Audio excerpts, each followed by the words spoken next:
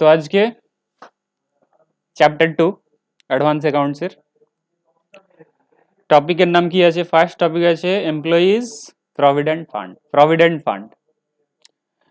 তো provident fund ব্যাপারটা কি? প্রভিডেন্ট ফান্ড হচ্ছে একটা social security scheme. Provident fund কি? Social security scheme. এটাকে তুমি কি বলতে পারো? এক ধরনের retirement benefit scheme. Retirement benefit scheme retirement benefit scheme মানে রিটায়ারমেন্টের সময় তুমি টাকা পাবে বা রিটায়ারমেন্টের পরে তুমি টাকা পেতে পারো প্রভিডেন্ট ফান্ড থেকে। রিটায়ারমেন্ট বেনিফিট স্কিম পেনশনের মতোই কিছুটা, ঠিক আছে? কোন কোম্পানির মানে কোন সেক্টরের এমপ্লয়ীদের জন্য? প্রাইভেট সেক্টরের এমপ্লয়ীদের জন্য। প্রাইভেট সেক্টরের এমপ্লয়ীদের জন্য প্রভিডেন্ট ফান্ড রয়েছে। কোন অ্যাক্টের আন্ডারে রয়েছে প্রভিডেন্ট ফান্ডটা? প্রভিডেন্ট ফান্ড রয়েছে এমপ্লয়িজ, আচ্ছা অ্যাক্টের নামটা লিখে নাও, employees provident fund and miscellaneous act. Employees provident fund and miscellaneous act, এই অ্যাক্টের আন্ডারে কাদের জন্য? প্রাইভেট সেক্টরের এমপ্লয়ীদের জন্য স্কিম রয়েছে। স্কিমের নাম কি? Employees provident fund. না, পাবলিক সেক্টরের জন্য নয়, গভর্নমেন্ট সেক্টরের জন্য নয়, প্রাইভেট সেক্টরের এমপ্লয়ীদের জন্য। তাদের ফিউচারকে সিকিউর করার জন্য, ফিউচারে যাতে তারা রিটায়ারমেন্টের সময় সাফিসিয়েন্ট টাকা তাদের কাছে অ্যাভেলেবেল থাকে, ওল্ড এজে তাদের সাফিসিয়েন্ট টাকা অ্যাভেলেবেল থাকে, তার জন্য প্রভিডেন্ট ফান্ড। সরকারের প্রভিডেন্ট ফান্ড রয়েছে। তোমাদের কোর্সের নাম কি? Certified industrial accountant. তোমরা কি সরকারের প্রভিডেন্ট ফান্ড পড়বে না প্রাইভেটের? প্রাইভেটের। তো এমপ্লয়িজ প্রভিডেন্ট ফান্ড মিসলেনিয়াস অ্যাক্টে প্রভিডেন্ট ফান্ড রয়েছে কাদের জন্য? প্রাইভেট সেক্টরের এমপ্লয়ীদের জন্য। আচ্ছা, কোন কোম্পানিকে প্রভিডেন্ট ফান্ডে কোনটা? আচ্ছা বলি, লাস্টে বলবে, এখন পুরো বলা হয়নি আমার। আচ্ছা তাহলে employees provident fund, employees provident fund এটা তাহলে রিটায়ারমেন্ট বেনিফিট স্কিম। এটাতে তো টাকা জমা করতে হবে। তুমি যদি বলো আমি কিছু বছর পরে টাকা তুলবো, রিটায়ারমেন্টের পরে টাকা চাই, রিটায়ারমেন্টের সময় বা পরে টাকা চাই, তাহলে তো এখন থেকে সরিয়ে রাখতে হবে টাকা। এখন থেকে টাকা সরিয়ে রাখতে হবে। তো টাকা সরিয়ে ওই প্রভিডেন্ট ফান্ডে এমপ্লয়ির নামে যে খাতা খোলা হবে প্রভিডেন্ট ফান্ডে বলে, এমপ্লয়ির নামে এমপ্লয়ির স্যালারি থেকে কিছু কেটে জমা করা হবে, আর এমপ্লয়ার কিছুটা কন্ট্রিবিউট করবে। প্রভিডেন্ট ফান্ড খাতা খোলা হবে। প্রভিডেন্ট ফান্ড যে অর্গানাইজেশন রয়েছে, এই অ্যাক্টের আন্ডারে যে অর্গানাইজেশন বানানো হয়েছে, সেই অর্গানাইজেশনে, প্রভিডেন্ট ফান্ড অর্গানাইজেশনে খাতা খোলা হবে, অ্যাকাউন্ট খোলা হবে। খাতা বলতে অ্যাকাউন্ট। কার নামে? এমপ্লয়ির নামে।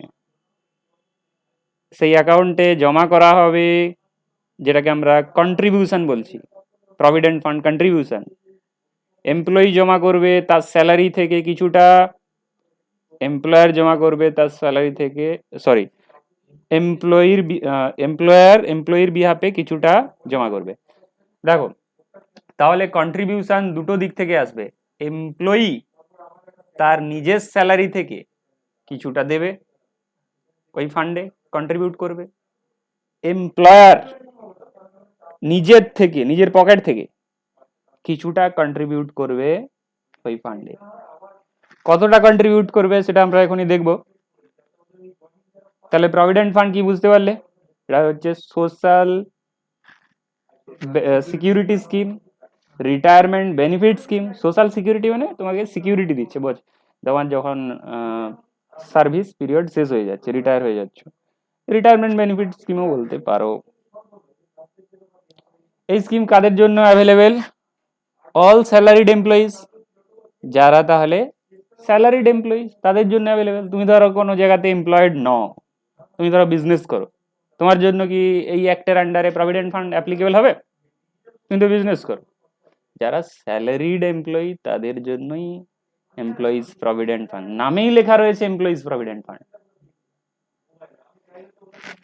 আচ্ছা, এই যে বললাম তোমার স্যালারি থেকে কিছু টাকাটা হবে, কেটে জমা করা হবে, আর এমপ্লয়ার কিছুটা জমা করবে, এমপ্লয়ার কিছুটা জমা করবে তার নিজের পকেট থেকে তোমার নামে।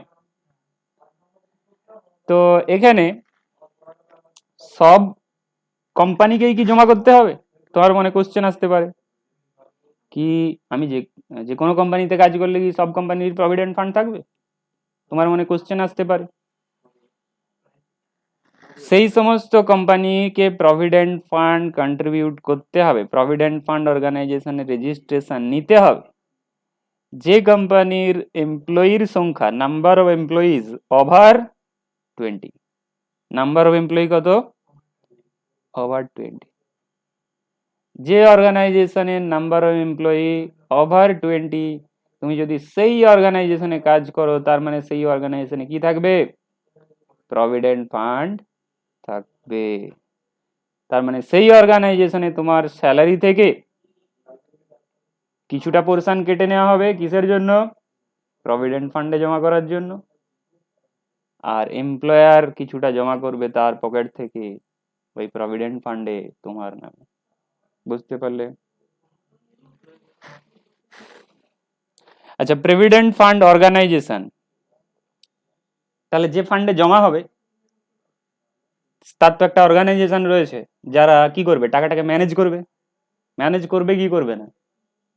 তুমি যে এমপ্লয়িটা, ধরো তুমি কোম্পানি, তো এমপ্লয়ির টাকা কেটে তুমি ওই ফান্ডে জমা করলে, তুমি নিজের পকেট থেকে এমপ্লয়ির বিহাফে জমা করলে, যেখানে জমা করলে তারা তো ওই টাকাটাকে বাড়াবে, বাড়িয়ে লাস্টে পর্যন্ত লাস্ট যখন তোমার রিটায়ারমেন্টের টাইম হলো তখন তোমাকে রিটার্ন দেবে।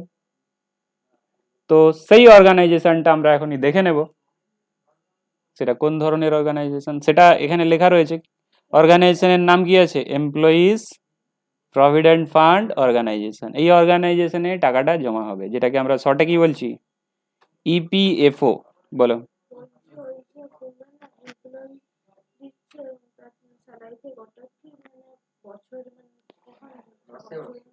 আচ্ছা, যেটা এমপ্লয়ি কন্ট্রিবিউট করবে আর এমপ্লয়ার তার নিজের পকেট থেকে কন্ট্রিবিউট করবে, এমপ্লয়ি যেটা তার স্যালারি থেকে দেবে, মানে এমপ্লয়ি স্যালারি থেকে দেবে মানে এমপ্লয়ারের উপর রেসপন্সিবিলিটি রয়েছে, এমপ্লয়ারের উপর রেসপন্সিবিলিটি রয়েছে কি এমপ্লয়ি থেকে কিছুটা কেটে নাও আর তুমি নিজের থেকে কিছুটা দাও, নিজের পকেট থেকে দিয়ে কোথায় জমা করবে?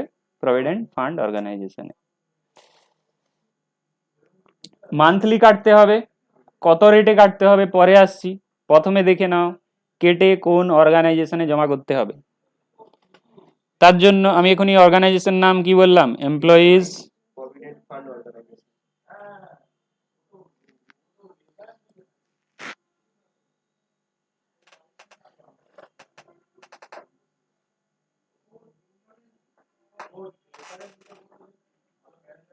এমপ্লয়িজ প্রভিডেন্ট ফান্ড অর্গানাইজেশন দেখতে পাচ্ছ?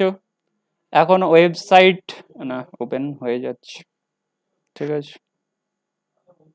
দেখতে পাচ্ছ employees provident fund organisation, employees provident fund organisation.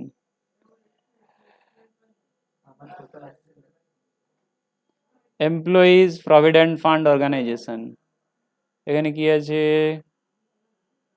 এগুলো এমপ্লয়ারের জন্য, এমপ্লয়ির জন্য। তাহলে এমপ্লয়ার কি করবে? এখানে এসে ফর এমপ্লয়ার রয়েছে না, এমপ্লয়ার এখানে এসে যে টাকাটা কেটে রেখেছে এমপ্লয়ির থেকে আর নিজের পকেট থেকে যেটা দেবে জমা করবে এখানে লগ ইন করে। এখানে কি করে? লগ ইন করে। এখানে লগ ইন বলে কোথাও দেখতে পাচ্ছ? নেই।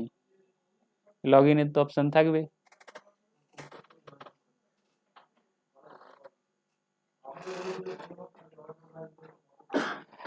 আর যে কোম্পানির প্রভিডেন্ট ফান্ড আছে তাকে তো রেজিস্ট্রেশন করাতে হবে, মানে তার সে নিশ্চয়ই অলরেডি রেজিস্টার্ড। ধরো তোমার 15 জন এমপ্লয়ি ছিল, তারপরে আরো 10 জন এলো, তার মানে তো এতদিন পর্যন্ত তোমার প্রভিডেন্ট ফান্ড না থাকলেও চলতো তোমার কোম্পানিতে। এখন যেহেতু নাম্বার অফ এমপ্লয়ি বেড়ে গেছে, ওদের জন্য প্রভিডেন্ট ফান্ড খুলতে হবে। তোমার তোমার অর্গানাইজেশনে কি হয়েছে, তাহলে প্রভিডেন্ট ফান্ড অ্যাপ্লিকেবল হয়ে গেছে তোমার কোম্পানিতে। হ্যাঁ, বাধ্যতামূলক।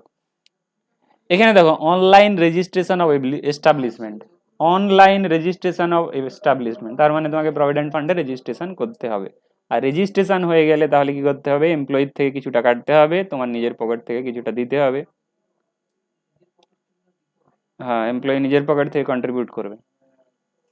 আচ্ছা বলে দিই এবার কত করে কন্ট্রিবিউট করতে হবে। এমপ্লয়ির থেকে কাটতে হবে 12%, আর এমপ্লয়ার নিজের পকেট থেকে দেবে ম্যাক্সিমাম 13%। এমপ্লয়ির থেকে কাটা হবে 12%, তার যে স্যালারি রয়েছে বেসিক ডিএ, এমপ্লয়ির যে বেসিক ডিএ রয়েছে তার তার 12% কাটা হবে, বেসিক আর ডিএ। ডিএ বলতে ডিয়ারনেস অ্যালাউন্স। বেসিক ডিএ এর 12% কাটা হবে এমপ্লয়ির থেকে, স্যালারি থেকে প্রত্যেক মাসে। আর এমপ্লয়ার নিজের পকেট থেকে 12% কন্ট্রিবিউট করবে। 12 আর কখন 12-র জায়গায় 13 হয়ে যেতে পারে। 13 কখন হবে, এমপ্লয়ির তো অলওয়েজ 12% কাটা হবে স্যালারি থেকে বেসিক ডিএর, কিন্তু এমপ্লয়ারও 12% কন্ট্রিবিউট করবে। কিন্তু কখনো কখনো 12-র জায়গায় 13 কেন হয়ে যাবে, 13 এই জন্য হয়ে যাবে কারণ 0.5 হচ্ছে অ্যাডমিন চার্জ, আর 0.5 হচ্ছে ইন্স্যুরেন্স, সেই জন্য 13। তাহলে তোমরা দেখে নিয়েছো যে কোন অর্গানাইজেশনে এসে কোন জায়গায় এসে টাকাটা জমা করতে হবে। নাম কি রয়েছে, এমপ্লয়িজ প্রভিডেন্ট ফান্ড অর্গানাইজেশন। এখানে এসে কি করবে, তোমার কোম্পানি জমা করবে টাকা লগ ইন আইডি ঢুকে। বুঝতে পারলে? চলো, এমপ্লয়ার বলতে তুমি যেখানে কাজ করো সেই তো এমপ্লয়ার, যে কোম্পানিতে কাজ করো। আর যে কোনো হতে পারে, পার্টনারশিপ ফার্মও হতে পারে, যেখানে কাজ করো সেই তো এমপ্লয়ার। সে তোমার টাকা কেটে স্যালারি থেকে, সে তার নিজের পকেট থেকে কোথায় জমা করবে, এমপ্লয়িজ প্রভিডেন্ট ফান্ড অর্গানাইজেশনে। এরা কি করে, এই যে প্রভিডেন্ট ফান্ড অর্গানাইজেশন দেখতে পাচ্ছ, এরা কি করবে, টাকাটাকে অন্য জায়গায় ইনভেস্ট করবে, বাড়াবে, তারপরে তোমাকে রিটায়ারমেন্টে দিয়ে দেবে, বা তার আগেও দরকার হলে দিতে পারে ইমার্জেন্সি কেসে প্রভিডেন্ট ফান্ড থেকে।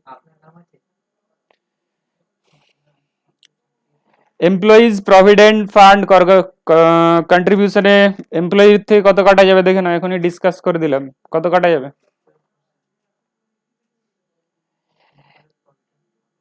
এমপ্লয়িজ প্রভিডেন্ট ফান্ড কন্ট্রিবিউশনের জন্য এমপ্লয়ির থেকে কাটা যাবে কত, 12% কাটা যাবে। এমপ্লয়ি লেখা আছে, 12 কাটা যাবে। আচ্ছা, এমপ্লয়িজ প্রভিডেন্ট ফান্ডের মধ্যে আবার এমপ্লয়িজ পেনশন স্কিম রয়েছে। এমপ্লয়িজ প্রভিডেন্ট ফান্ডের মধ্যে আবার এমপ্লয়িজ পেনশন স্কিম রয়েছে। পেনশন স্কিমে কিছু টাকা ট্রান্সফার করে দেওয়া হয়, যেটা কি শুধুমাত্র তুমি রিটায়ারমেন্টেই পাবে। দেখো, এমপ্লয়িজ প্রভিডেন্ট ফান্ড রয়েছে, তার মধ্যে এমপ্লয়িজ পেনশন স্কিম রয়েছে। পেনশনের জন্য কিছু টাকা সরিয়ে রাখা হয়, ওই 12% থেকেই কিছু টাকা সরিয়ে রাখা হয় পেনশন স্কিমে, যেটা কি তুমি শুধুমাত্র রিটায়ারমেন্টেই পাবে। আর কিছুটা যেটা তোমার প্রভিডেন্ট ফান্ডে থেকে যাচ্ছে সেটা তোমার ইমার্জেন্সি কেসে পাবে, বা 5 বছর, ধরো তোমার যদি এমপ্লয়মেন্ট 5 বছরের বেশি হয়ে যায়, ধরো সার্ভিস তুমি কোনো অর্গানাইজেশনে 5 বছরের বেশি দিয়েছো, সেক্ষেত্রেও তুমি টাকাটা তুলতে পারবে প্রভিডেন্ট ফান্ড থেকে। কিন্তু এমপ্লয়িজ প্রভিডেন্ট ফান্ডের যে পোর্শনটা পেনশনে চলে যাচ্ছে সেটা শুধুমাত্র রিটায়ারমেন্টেই পাবে, এটা এখন মনে রাখো।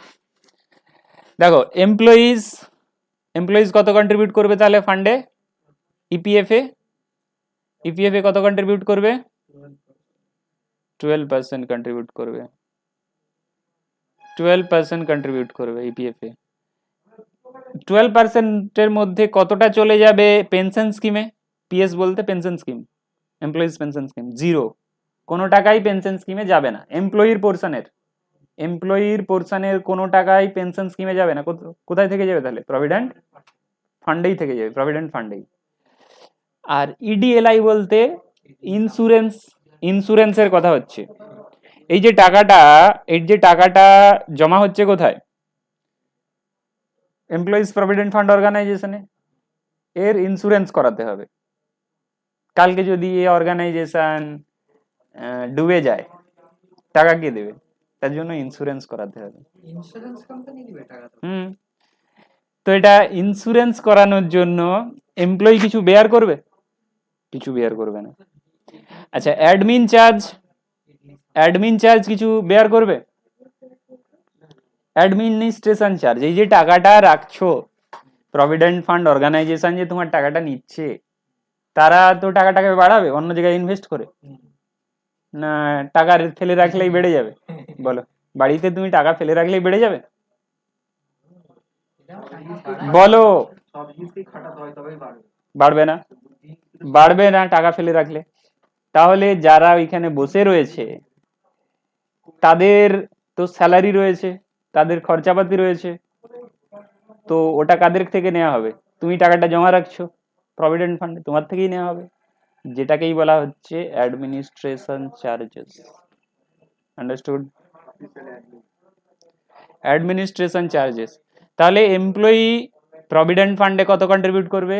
12%। ওই 12%-এর মধ্যে কোনো টাকাই পেনশন স্কিমে যাবে না। আন্ডারস্টুড? জিরো জিরো লেখা রয়েছে, কোনো টাকাই পেনশন স্কিমে যাবে না। আর ওই টাকার উপরে ইন্স্যুরেন্স করাতে যেটা হয়, এমপ্লয়িও বেয়ার করবে না, জিরো আছে।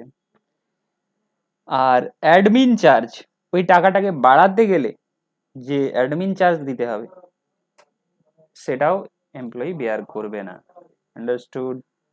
এরপরে দেখো, এমপ্লয়ার কত পার্সেন্ট কন্ট্রিবিউট করবে বলেছিলাম? 12%। এ তো 12% কন্ট্রিবিউট করলো, টোটাল 12% কন্ট্রিবিউট করলো প্রভিডেন্ট ফান্ডে। তার মধ্য থেকে কতটা চলে যাবে পেনশন স্কিমে? 8.33। সে কন্ট্রিবিউট করলো 12%, তার মধ্য থেকে 8.33 of car? Basic plus DA, dearness allowance. এটা এক ধরনের স্যালারির পার্ট আর কি। স্যালারি সিটে অনেক ধরনের আইটেম থাকে, basic, DA, medical allowance, hostel allowance, এরকম কিছু থাকে। তো বেসিক ডিএ কত পার্সেন্ট? 8.33। কোন স্কিমে থেকে যাবে? পেনশন স্কিমে থেকে যাবে, মানে পেনশনে ট্রান্সফার করা হবে পেনশন পারপাসে। আর ইন্স্যুরেন্সের জন্য টাকা কি বের করবে? কত? এমপ্লয়ার বেয়ার করবে। সেই জন্য দেখো এখানে 0.5 লেখা আছে, কিন্তু এমপ্লয়ির সোজা লেখা ছিল কি? এমপ্লয়ির সোজা লেখা ছিল না। আর অ্যাডমিন চার্জও কে বেয়ার করবে? এমপ্লয়ার অ্যাডমিন চার্জ বের করবে, টাকাটা বাড়াতে হবে তো। আচ্ছা, মিনিমাম 100, মিনিমাম 500। অ্যাডমিন চার্জ তো মিনিমাম 500 দিতেই হবে। ধরো তুমি কি করলে, হিসেব করলে কি এই মাসে যত এমপ্লয়ি ছিল তাদের যেটা স্যালারি হচ্ছে, তুমি কি করছো? 0.5% ওই স্যালারি নিচ্ছ, কিন্তু দেখা যাচ্ছে যে অ্যাডমিন চার্জটা তোমার বেরোচ্ছে হিসেব করে 0.5, এটা 500 কম আছে, কিন্তু মিনিমাম কত দিতে হবে অ্যাডমিন চার্জ? 500 দিতেই হবে। সেই রকম রুল বানানো আছে এমপ্লয়িজ প্রভিডেন্ট। এই চার্টটা তুমি বুঝতে পারলে কি পারলে না? তাহলে এমপ্লয়িজ প্রভিডেন্ট ফান্ডে কন্ট্রিবিউট করতে হবে এমপ্লয়িকে। এমপ্লয়ি কন্ট্রিবিউট করবে 12%। 12% কন্ট্রিবিউট করবে। 12%-এর মধ্যে কোনো টাকাই পেনশন স্কিমে যাবে না। 12%-এর মধ্যে কোনো টাকাই পেনশন স্কিমে যাবে না, সেই জন্য জিরো আছে। আর এই টাকার উপরে যেটা ইন্স্যুরেন্স করাতে হবে, সেই ইন্স্যুরেন্সের টাকাও এমপ্লয়ি বেয়ার করবে না, সেই জন্য জিরো আছে। ইডিএলআই বলতে, আচ্ছা ইডিএলআই এর ফুল নাম লিখে নাও। এমপ্লয়িজ ডিপোজিট লিঙ্কড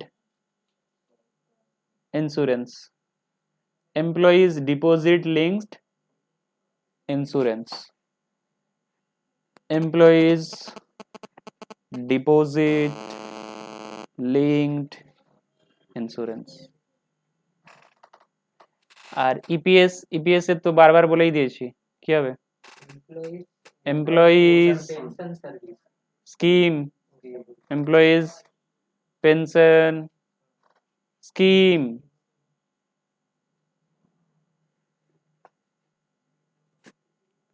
হয়ে গেছে, শর্ট ফর্ম লিখে নিয়েছো কি? বলে চলবে না।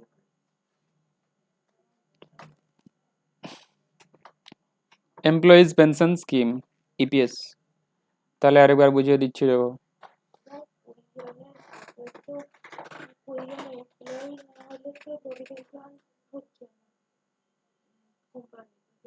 হ্যাঁ, ওটাতে আমি আসছি।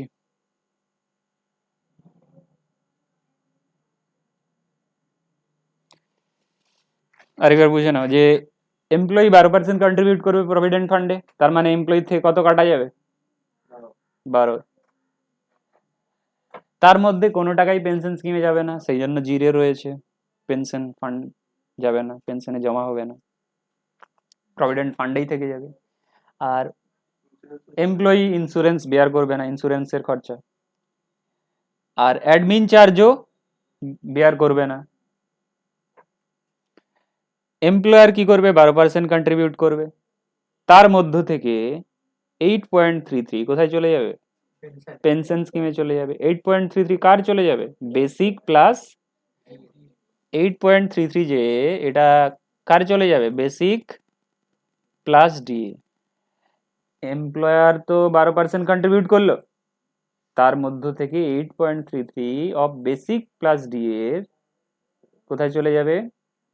পেনশন ফান্ডে চলে যাবে, পেনশন স্কিমে চলে যাবে। এরপরে বাকি যে টাকা সেটা তাহলে প্রভিডেন্ট ফান্ডেই পড়ে থাকবে।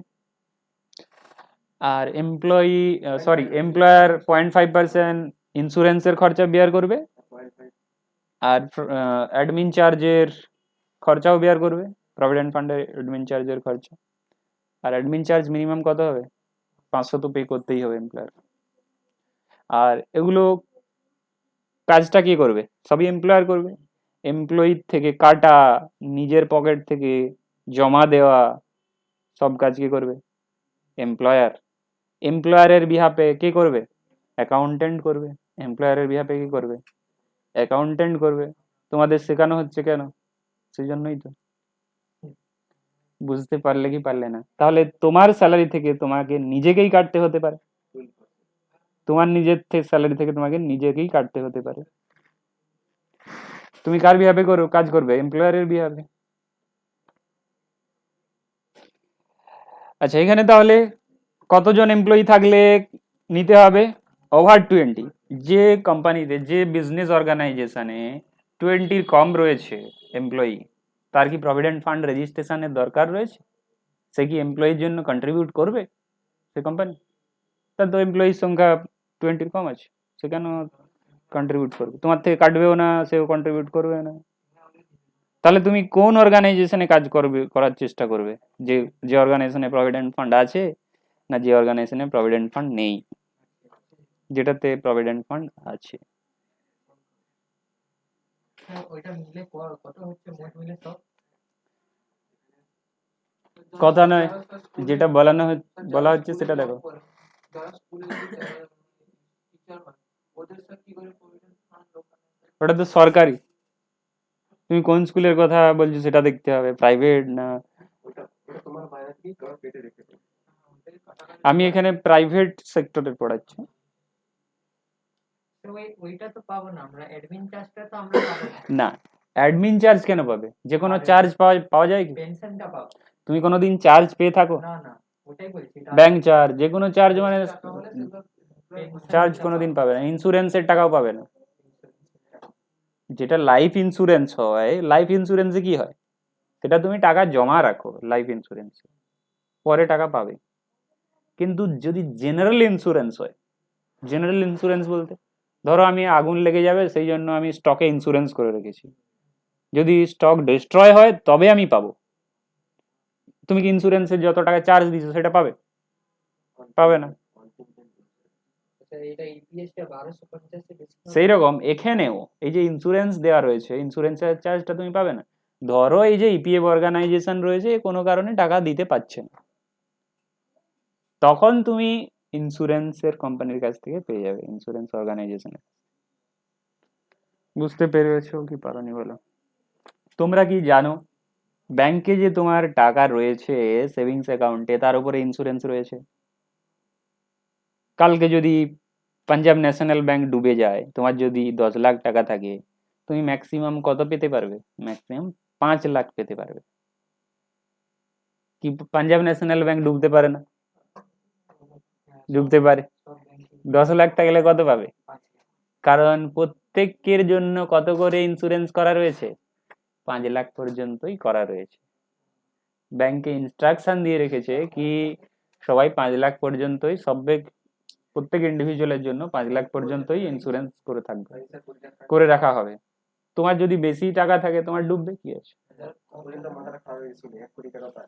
তবে স্যার 2 লাখ থেকে তাহলে তুমি টাকাকে কি একটা অ্যাকাউন্টে রাখবে কি সব অ্যাকাউন্টে ছড়িয়ে রাখবে? বুঝতে পারলো কি পারলে না যে প্রত্যেক কত নয়? তাহলে তোমরা যে ব্যাংকে টাকা রেখেছো তাতে ইন্স্যুরেন্স কত টাকার কথা করা আছে? 5 লাখের মতোই করা আছে। মানে তোমার লস হলে কতটা তুমি পাবে? 5 লাখ পর্যন্ত পাবে। ধরো তোমার ব্যাংকের অ্যাকাউন্টে ছিল 30,000, ব্যাংক ডুবে গেছে, তুমি কি 5 লাখ পেয়ে যাবে? 30,000ই পাবে। ধরো তোমার ছিল 11 লাখ, পুরোটাই ডুবে গেছে, 5 লাখ 5 লাখই পাবে। 5 লাখ পর্যন্তই কভার হবে।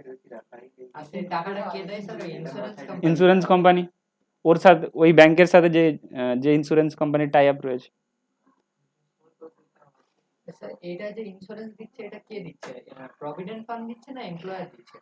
তুমি তো ইন্স্যুরেন্স করার জন্য টাকাটা দিয়ে দিলে, কাকে দিয়ে দিলে? প্রভিডেন্ট ফান্ড অর্গানাইজেশনকে দিলে। এবার সে অন্য জায়গা থেকে ইন্স্যুরেন্স করিয়ে রাখবে। প্রভিডেন্ট ফান্ড তো করাবে, তার তো হ্যাঁ টাকা আছে। ঠিক, এই যে অর্গানাইজেশন রয়েছে এই করবে। তাহলে এখানে কটা অর্গানাইজেশন রয়েছে বুঝতে পারলে? তুমি এমপ্লয়ি, তুমি কোম্পানিতে কাজ করছো, সে এমপ্লয়ার, আর এই প্রভিডেন্ট ফান্ড অর্গানাইজেশন, এই ফান্ডে এই জায়গাতে টাকা জমা হবে। এটা ফান্ড বলে কি মনে হচ্ছে? এটা একটা ফান্ড? এটা একটা অর্গানাইজেশন যারা যেখানে এমপ্লয়ি রয়েছে তোমার টাকাকে ম্যানেজ করছে। এমপ্লয়িজ প্রভিডেন্ট ফান্ড অর্গানাইজেশন, লাস্টে অর্গানাইজেশন ওয়ার্ড রয়েছে।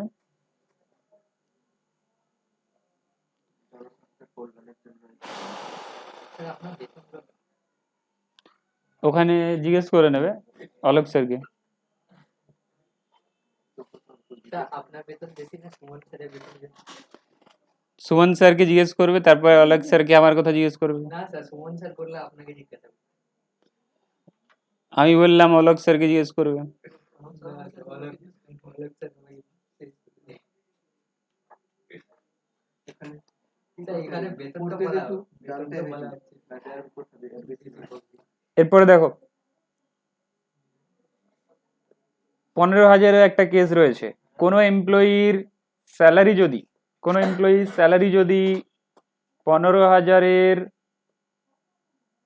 ওপরে হয়, কোনো এমপ্লয়ির স্যালারি যদি 15,000-এর ওপরে হয়, তাহলে সেই এমপ্লয়ির জন্য কন্ট্রিবিউট করার দরকার নেই। নেই। কোনো এমপ্লয়ির স্যালারি যদি, এটা পড়ে লাভ নেই, এটা পড়ে লাভ নেই, এটা সেই পেনশন স্কিমের কথা বলছে। পেনশন স্কিমে আমরা কতটা ট্রান্সফার করতে পারবো? 8.33। ম্যাক্সিমাম কত? 15,000-এর।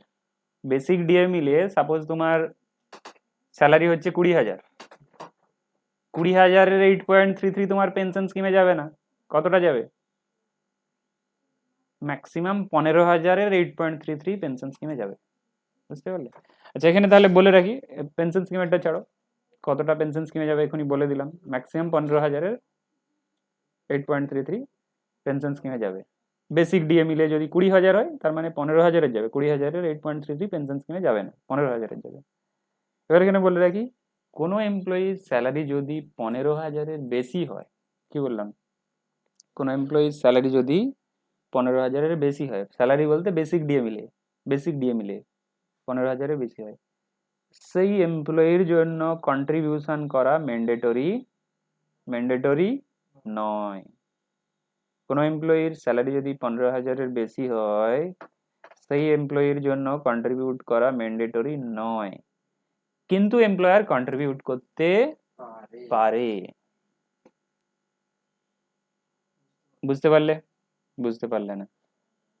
তোমার স্যালারি ধরো 20,000 বেসিক ডিএ মিলে, তাহলে যে অর্গানাইজেশনে তুমি কাজ করছো সেই অর্গানাইজেশনে ধরো নাম্বার অফ এমপ্লয়ি 20-এরও বেশি, সেই অর্গানাইজেশনে নাম্বার অফ এমপ্লয়ি 20-এরও বেশি, তার মানে 20 বেশি থাকলে তাহলে কি, সে তো রেজিস্ট্রেশন তো নেবেই। কোথায় রেজিস্ট্রেশন করবে? এই যে প্রভিডেন্ট ফান্ড অর্গানাইজেশন রয়েছে, এই প্রভিডেন্ট ফান্ড অর্গানাইজেশনে তো সে তো রেজিস্ট্রেশন নেবে 20-এর বেশি যেহেতু। কিন্তু তোমার জন্য তোমার জন্য এমপ্লয়ার কি কন্ট্রিবিউট করবে, মানে ওই কোম্পানি কি তোমার জন্য কন্ট্রিবিউট করবে প্রভিডেন্ট ফান্ডে? না করলেও চলবে, কারণ তোমার স্যালারি কতর বেশি? 15,000-এর বেশি। এমপ্লয়িজ প্রভিডেন্ট ফান্ডের যে রুলস রয়েছে,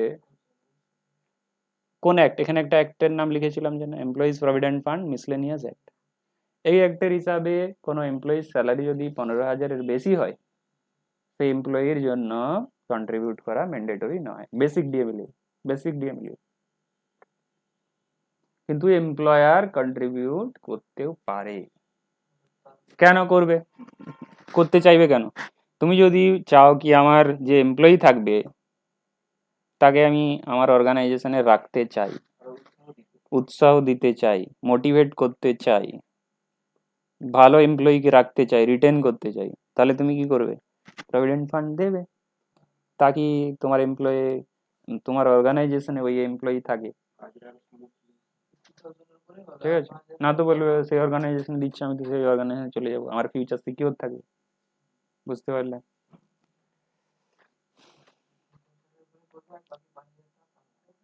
তাহলে কতগুলো রুলস রয়েছে দেখো, একবার ফ্রেশ করে বলে দিচ্ছি,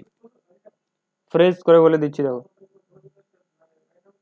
employees provident fund, social security scheme, private sector এমপ্লয়ির জন্য, রিটায়ারমেন্ট বেনিফিট স্কিম, কোন অর্গানাইজেশনকে রেজিস্ট্রেশন নিতে হবে, যেই অর্গানাইজেশনের নাম্বার অফ এমপ্লয়ি 20-এর বেশি, প্রভিডেন্ট ফান্ডের টাকা কত বছরের পরে তোলা যাবে? 5 বছরের পরে তুলতে পারবে, তার আগেও তোলা যেতে পারে এমার্জেন্সি কেসে। ধরো তোমার হাত পা ভেঙে গেছে, তুমি আর কাজই করতে পারছো না, তোমাকে বলতে হবে যে প্রভিডেন্ট ফান্ডে, তাহলে পেতে পারো। তো এমার্জেন্সি কেসে পেতে পারো, না তো 5 বছর না এক্সিড হলে দেবে না। কিন্তু পেনশন স্কিমে যে টাকা চলে যাবে সেটা শুধুমাত্র রিটায়ারমেন্টেই পাবে। এখানে কিছু লেখা রয়েছে দেখো, যখন তুমি আনএবল টু ওয়ার্ক হয়ে যাবে, রিটায়ারমেন্ট হয়ে যাবে, আনএবল টু ওয়ার্ক বলতে কাজ করতে পারছো না, তখন পেয়ে যাবে। লেট কেন হতো? ঠিক আছে, লেট কেন হতো?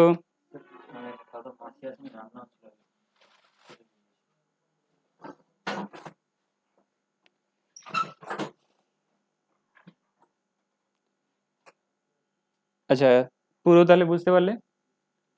টোটাল কন্ট্রিবিউশন 12%, এমপ্লয়ার 12, এমপ্লয়ি কোনো পোর্শনই যাবে না পেনশন স্কিমে, এমপ্লয়ারের 8.33 চলে যাবে পেনশন স্কিমে, আর ইন্স্যুরেন্সের চার্জ বেয়ার করবে এমপ্লয়ার, অ্যাডমিন চার্জ বেয়ার করবে এমপ্লয়ার 0.5, আর মিনিমাম অ্যাডমিন চার্জ 500 আছে। আর পেনশন স্কিমে যে টাকা ট্রান্সফার হবে 8.33, সেটা ম্যাক্সিমাম কত ট্রান্সফার হবে? 15,000-এর ট্রান্সফার হবে। বেসিক ডিএ মিলিয়ে তোমার যদি 20,000 হয়ে যায়, ম্যাক্সিমাম 15,000-এর 8.33 পেনশন স্কিমে যাবে। এরপরে আমরা দেখে নেবো আরেকটা, দেখলাম কি যে প্রভিডেন্ট ফান্ডে কোনো এমপ্লয়ির স্যালারি যদি 15,000-এর বেশি হয় বেসিক ডিএ মিলে, তাহলে এমপ্লয়ার সেই এমপ্লয়ির জন্য কন্ট্রিবিউট না করতে পারে, কারণ সেটা অপশনাল, করার দরকার নেই। কিন্তু কম যদি হয় তার জন্য কন্ট্রিবিউট করতে হবে। কোন অ্যাক্টের হিসাবে? Employees Provident Fund and Miscellaneous. Miscellaneous provision act, আরেকটা ওয়ার্ড লিখে নাও, মিসলেনিয়াস প্রভিশন অ্যাক্ট। মিসলেনিয়াসের পরে ওয়ার্ড লিখে নাও, মিসলেনিয়াস প্রভিশন অ্যাক্ট। আচ্ছা স্যার, রিটায়ারমেন্ট পর এই টাকাটা কি একবারেই তো মানে দিয়ে দিবে না লটের হতে? তুই যেরকম দিতে পারিস। পেনশন হলে মান্থলি, আর প্রভিডেন্ট ফান্ডে যেটা পড়ে রয়েছে সেটা লামসাম নিতে পারবে। পেনশন স্কিম মানে তো মান্থলি হবে, পেনশনে যেটা একবারে যে সরকারি স্কুলে সেটা কমিউট করা। commute করে। একবারে 10 লাখ না 9 লাখের মতো দেয় স্যার ওগুলাকে। আচ্ছা, সেটা তোমার গ্র্যাচুইটি হবে, ঠিক আছে, সেটা গ্র্যাচুইটি, ওটা তুমি ইনকাম ট্যাক্সে পড়বে, এখন না ছাড়ো। আচ্ছা, তাহলে এক্সাম্পল আমরা দেখে নেবো। বেসিক ডিএ, পেজ উল্টে নাও, পেজ উল্টে নাও, পেজ উল্টে নাও। বেসিক ডিএ মিলে কত আছে? এমপ্লয়ি তাহলে কন্ট্রিবিউট কত করবে? এমপ্লয়ি থেকে কাটা যাবে কত? 1200 কাটা যাবে। এমপ্লয়ারের থেকে কত কাটা যাবে? পেনশনে 433 আর এমপ্লয়ার, সরি, এমপ্লয়ি থেকে কাটা যাবে 1200, নো ডাউট। এমপ্লয়ার কত কন্ট্রিবিউট করবে? 1200। কিন্তু পেনশনে কতটা যাবে? 8.33। আর যে বাকিটা, বাকিটা কোথায় থাকবে? প্রভিডেন্ট ফান্ডেই থেকে যাবে। এই দুটো কার? এমপ্লয়ারের। এমপ্লয়ারের এই দুটো মিলে 1200 হচ্ছে কি হচ্ছে না? এমপ্লয়ারের বললাম না যে তোমার 8.33 কোথায় চলে যাবে? পেনশন স্কিমে, আর বাকিটা প্রভিডেন্ট ফান্ডে থেকে যাবে। আচ্ছা, ইন্স্যুরেন্সের যে চার্জটা, এখানে বলে রাখি যে ইন্স্যুরেন্সের যে কেসটা আমরা দেখে এলাম, ইন্স্যুরেন্সের যে কেসটা দেখে এলাম, ইন্স্যুরেন্স আর কি ছিল? অ্যাডমিন চার্জ 0.5, তাই তো? যদি কোনো এমপ্লয়ির স্যালারি 50,000 সে কম হয়, তাহলে তাহলে অ্যাডমিন চার্জ আর ইন্স্যুরেন্স চার্জ লাগবে না। অ্যাডমিন চার্জ, ইন্স্যুরেন্স চার্জ লাগবে না। কোনো এমপ্লয়ির স্যালারি যদি কত রকম হয়, আপ টু কত হয়? 15,000 হয়, আপ টু 15,000 হয়, সেই এমপ্লয়ির জন্য কি লাগবে না? ইন্স্যুরেন্স আর অ্যাডমিন চার্জ লাগবে না, যেটা এমপ্লয়ারকে বেয়ার করতে হতো। তার মানে তুমি যদি কোনো এমপ্লয়ির স্যালারি 15,000 কম রয়েছে, তাকে যদি তার এগেনস্টে তুমি যদি কন্ট্রিবিউট করো, তাহলে কিন্তু তোমাকে ইন্স্যুরেন্স চার্জ আর অ্যাডমিন চার্জ বেয়ার করতে হবে না। কিন্তু তো তার স্যালারি যদি 15,000-এর উপরে চলে যায়, তবুও যদি তুমি কন্ট্রিবিউট করো, তখন ইন্স্যুরেন্স চার্জ আর অ্যাডমিন চার্জ বেয়ার করতে হবে। ইপিএফটা মাইনাস কেন হচ্ছে 1200 থেকে 800? প্রভিডেন্ট ফান্ডে তোমাকে ডিসাইড করতে হবে তো কত টাকা থাকবে। দেখো, 1200 তো এমপ্লয়ার কন্ট্রিবিউশন হলো, সরি, এমপ্লয়িজ কন্ট্রিবিউশন 1200 হলো উপরে। এমপ্লয়ারও তো 1200 করবে, করবেই করবে না, হ্যাঁ কি না? প্রথমে বলো, এমপ্লয়ারও 1200 করবে। তার মধ্যে প্রভিডেন্ট ফান্ড, সরি, পেনশন স্কিমে কত যাবে? পেনশন স্কিমে কত যাবে? পেনশন স্কিমে যাবে 833, আর বাকি যেটা থাকবে সেটা প্রভিডেন্ট ফান্ডেই থেকে যাবে। মানে এমপ্লয়ার্সের আলাদা 1200 হচ্ছে। এমপ্লয়ার্সের হ্যাঁ, আলাদা তো। তাহলে এতক্ষণ কি বললাম যে তার নিজের পকেট থেকে দেবে? ওটাই ভাবছি, এমপ্লয়িটা 1200 দেখিয়েছে ওর না? তো 1200, ওখানে 1200 আছে, আর এটারও 1200। এরও 1200, 1200, 12%, 12%, তাহলে কি বললো? এটা তো মালিক দিচ্ছে, সেটা তো বুঝে। ওটাই তো বলছি। এটা এমপ্লয়ার প্লয়ার লেখা আছে, এমপ্লয়ার, এমপ্লয়ি। তার মানে টোটাল কত জমা হবে? 2400। 2400-এর মধ্যে পেনশন স্কিমে কত চলে যাবে? তাহলে বাকিটা তাহলে কোথায় থেকে যাবে? প্রভিডেন্ট ফান্ডে। ক্যালকুলেশন বুঝতে পেরেছো? কতটা পেনশন স্কিমে থাকবে? 1600 পেনশন স্কিম, পেনশন, বাকি টাকাটা চলে যাবে কোথায়? প্রভিডেন্ট ফান্ডে। আচ্ছা এমপ্লয়ি তবে টাকা কত পাচ্ছে মানে 10,000 তার স্যালারি থাকলে 1200 টাকা কেটে তাকে দেওয়া হবে হ্যাঁ ঠিক, এমপ্লয়ি তাহলে স্যালারি কত পাবে 800 এই 9 সিচুয়েশনে? 1200 টাকা এই কাটতে হবে। সিচুয়েশনে এমপ্লয়ির ইন হ্যান্ড কত থাকবে? ইন হ্যান্ড যেটা বলছো তাই তো, 8,800। ইন হ্যান্ড বুঝতে পারলে? বুঝতে পারলে না? ইন হ্যান্ড এমপ্লয়ি যেটা পাবে, কথা নয়, ইন হ্যান্ড যেটা রয়েছে 10,000 থেকে 1200 মাইনাস করো, পকেটে যেমন ফোনটা রেখেছে সেটা 8,800। ইন হ্যান্ড তো এটাই পাবে, কারণ এমপ্লয়ির কন্ট্রিবিউশন কত? 1200। ওটাই বলা হচ্ছে যে এমপ্লয়ির বার থেকে যদি 1200 চলে যায় 10,000-এর মধ্যে, তাহলে 8,800 ইন হ্যান্ড। এর থেকে আবার স্যার জিএসটি কাটবে সরকার, জিএসটি কেন কাটবে? সরকার কাটবে না। জিএসটি কখন লাগে? ভুলভাল বকে যাচ্ছ, 20 লাখ টাকা ভুলভাল বলে যাচ্ছ। জিএসটি কখন লাগে? 20 লাখ মিনিমাম 20 লাখের ব্যবসা হতে হবে। 10 লাখ, 10,000-এর উপরে তোমার লাগবে জিএসটি? সরকারের একটা ট্যাক্স কাটবে, কোনো ট্যাক্স কাটবে না, 8,800 পুরো দিয়ে দেবে। 8,800 পুরোটাই পাবে। আচ্ছা যদি আমি বলি আমি প্রভিডেন্ট ফান্ড নিতে না চাই তবে 10,000 আমি পাবো নিতে চাই নয়, নিতেই হবে। নিতেই হবে নিতে চাই না, ওটা তোমার, ওইটা তুমি যেটা বলেছো ওইটা তখনই হবে যদি তোমার 15,000-এর উপরে চলে যায়, তখন তোমার কাছে অপশনাল হয়ে যাচ্ছে।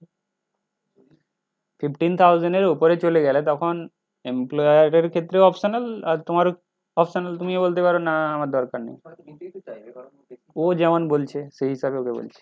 8,800 দিতে 1200 টাকা দিয়ে ওটা কখন পাবে এখন রিটায়ারমেন্ট আচ্ছা তারপরে একটা দেখো সলিউশন রয়েছে।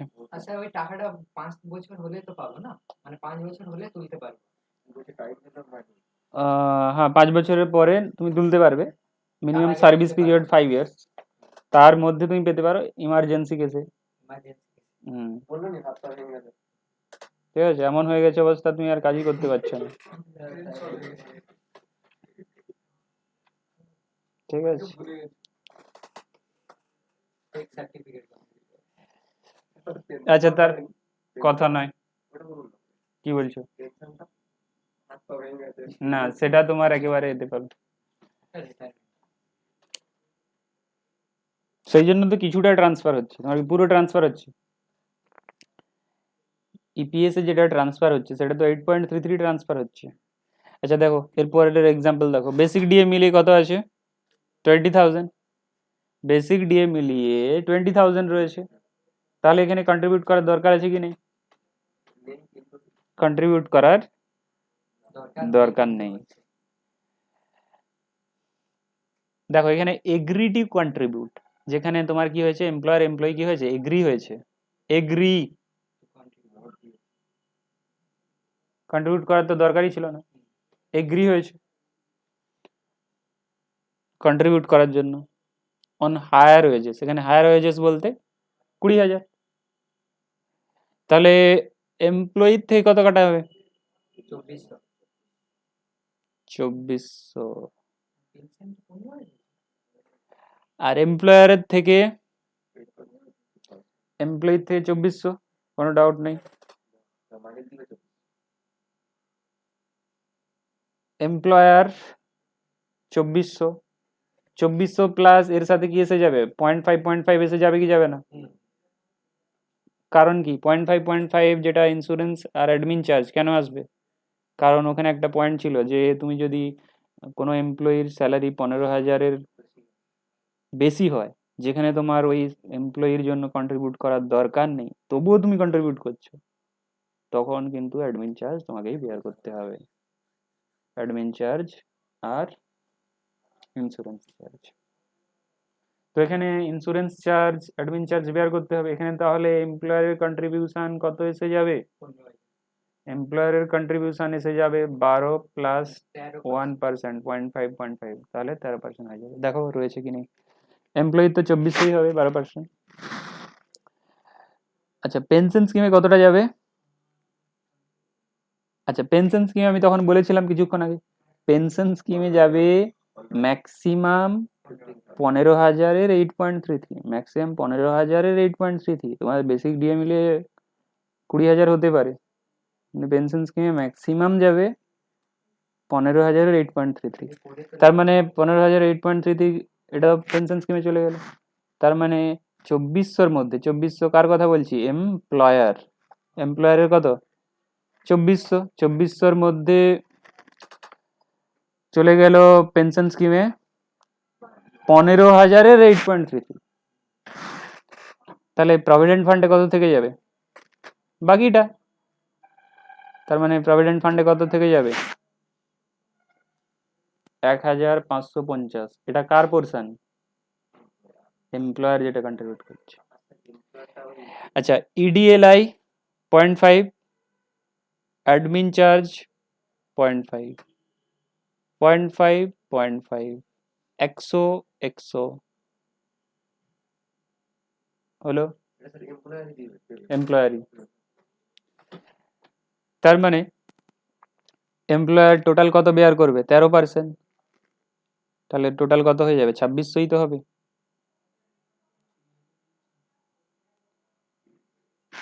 কিন্তু ওই 200 টাকাটা 100 ওটা তো মানে চার্জ হিসেবে দিচ্ছে ওটা তো মানে এমপ্লয়ারের পকেট থেকে তো বেরোবে এখন পকেট থেকে বেরোনোর কথা চলছে তবে স্যার ওই 1150টা হচ্ছে প্রভিডেন্ট ফান্ড ওটা পাবো 1150 দেখো এখানে 2600 কে কন্ট্রিবিউট করবে এমপ্লয় এমপ্লয়ার কারণ 20,000-এর কত পার্সেন্ট 13% 13% 2600 কন্ট্রিবিউট করতে হবে এমপ্লয়ারকে তার মধ্যে 0.5 100 টাকা কিসের জন্য অ্যাডমিন চার্জ আবার 0.5 ইন্স্যুরেন্স 100 বাদ দিয়ে দেওয়া থাকে কত 2400 মধ্যে পেনশন স্কিমে কত যাবে ম্যাক্সিমাম 15,000-এর 8.33 তার মানে কত যাবে 1,250 আর থাকে কত 1150 সেটা প্রভিডেন্ট ফান্ড থাকে করে তো লাভই হবে 15,000-এর বেশি বাড়তে দিবেনি তো করে তো লাভই নেই তাহলে প্রভিডেন্ট ফান্ডে কত জমা হবে তোমার নিজের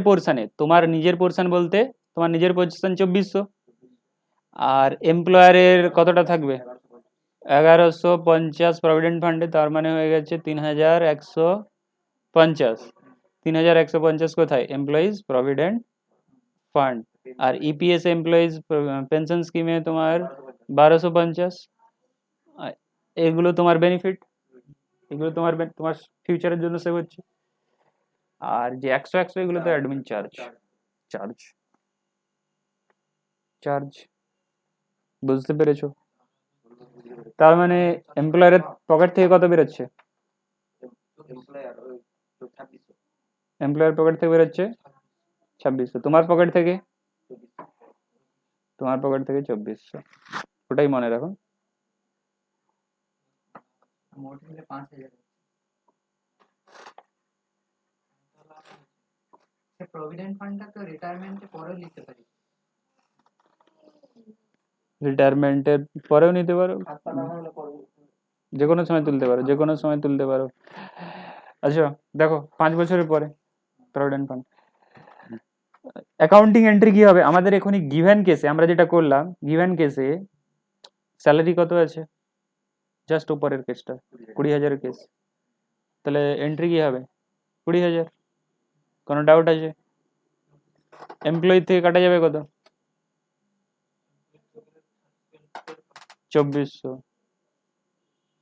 যেটাকে আমরা কি লিখবো এমপ্লয়িজ কন্ট্রিবিউশন টু পিএফ এত বড় লম্বা অ্যাকাউন্ট মনে রাখতে হবে employees contribution to provident fund salary payable কি হবে 7,000 17,600 ঠিক আছে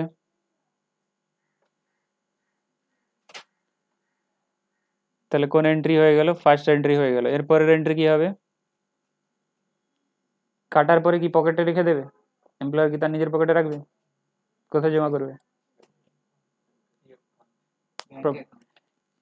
এই যে অর্গানাইজেশন আছে এতে জমা করবে এই অর্গানাইজেশনে জমা করবে তাহলে এন্ট্রি কি হবে যেটা কাটা ছিল কত কাটা ছিল 2400 তোমার কোশ্চেন কিছুক্ষণ পরে আনসার দিচ্ছে আর যেটা নিজের পকেট থেকে দেবে সেটা কত 2 কি হবে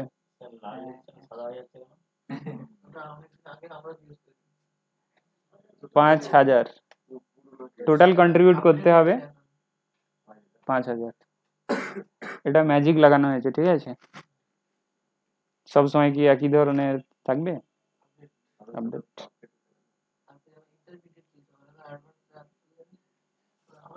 আর কি কোশ্চেন? এই কোশ্চেনটাই ছিল। হচ্ছে আমি যে ধরুন এই কোম্পানি থেকে পিএফ কেটে রেখে দিল, যে কোম্পানিতে কাজ করছি, যখন হুম। অন্য কোম্পানিতে যাবো এই ফান্ডে আমার একই থাকবে। ঠিক, গুড কোশ্চেন। দু বছর আমি কাজ করার পর যদি ভালো লাগলো না চলে গেলাম অন্য কোম্পানি দেখো, তোমার ধরো ব্যাংকের অ্যাকাউন্ট রয়েছে, তুমি ধরো দিল্লিতে কাজ করছিলে, দিল্লির ওখানে ব্রাঞ্চে একটা অ্যাকাউন্ট খুলেছিলে, এখন তুমি বাড়ি চলে এসেছো, বিজনেস চালু করেছো, তোমার ওখানে যে সেভিংস অ্যাকাউন্টটা ছিল, তুমি বলছো কি ওই অ্যাকাউন্টটাই থাকবে আমার এখানে বাড়ির কাছে আসে যেন। অ্যাকাউন্ট ট্রান্সফার হবে কি হবে না? ওখানের ব্রাঞ্চ কি বলবে যে এই পার্সনের অ্যাকাউন্টটা ওইখানে ট্রান্সফার করে দেওয়া হোক, অ্যাকাউন্ট নাম্বার তো সেম থাকবে, তোমার অ্যাকাউন্টে এখানে গিয়ে তোমার নিয়ারেস্ট ব্রাঞ্চে গিয়ে তুমি তাহলে অপারেট করতে পারবে অ্যাকাউন্টটা। সিমিলার হবে প্রভিডেন্ট ফান্ডের ক্ষেত্রে, তোমার তো অ্যাকাউন্ট নাম্বার দিয়ে দেওয়া হয়েছে, তুমি যখন একটা অর্গানাইজেশন ছেড়ে অন্য অর্গানাইজেশনে যাচ্ছ, তাহলে অন্য অর্গানাইজেশনে ওই অ্যাকাউন্টটাই দেবে, সেও ওই অ্যাকাউন্টে এবার পয়সা দেবে, বুঝলে? অ্যাকাউন্টটা কার কাছে খোলা আছে? এর কাছে খোলা আছে।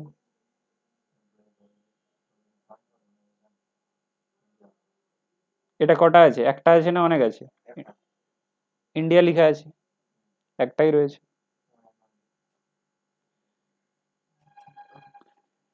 আর কোনো বলো। যতবার কোম্পানি চেঞ্জ করবে বারবার ওই অ্যাকাউন্টটাই দেবে, ঠিক আছে? অ্যাকাউন্টের সাথে খুলে দেবে যে অর্গানাইজেশনে তুমি প্রথম ঢুকবে, যে অর্গানাইজেশনে তুমি প্রথম ঢুকবে সেই অর্গানাইজেশনই খুলে দেবে। আর কোন অর্গানাইজেশনে পিএফ অ্যাপ্লিকেবল আমি ডিসকাস করেছি। আচ্ছা, প্রভিডেন্ট ফান্ড কত দিনের মধ্যে জমা করতে হবে? 15 ডেজের মধ্যে অফ নেক্সট মান্থ। তার মানে জানুয়ারিতে যদি কাটো, জানুয়ারি মাসে ধরো মান্থের এন্ডে কেটে নিয়েছো স্যালারি থেকে, তাহলে ফেব্রুয়ারির কত তারিখ? 15 তারিখের মধ্যে জমা করতে হবে। ফেব্রুয়ারির কেটেছো ফেব্রুয়ারির এন্ডে, তাহলে মার্চের 15 তারিখের মধ্যে কোথায় জমা করতে হবে? অ্যাকাউন্টে এইখানে, এখানে লগ ইন করে জমা করতে হবে। অ্যাজ এ এমপ্লয়ার না এমপ্লয়ি? এমপ্লয়ার জমা করবে। আচ্ছা, এই উপরের এন্ট্রিটাই এখানে করা আছে, তাই তো?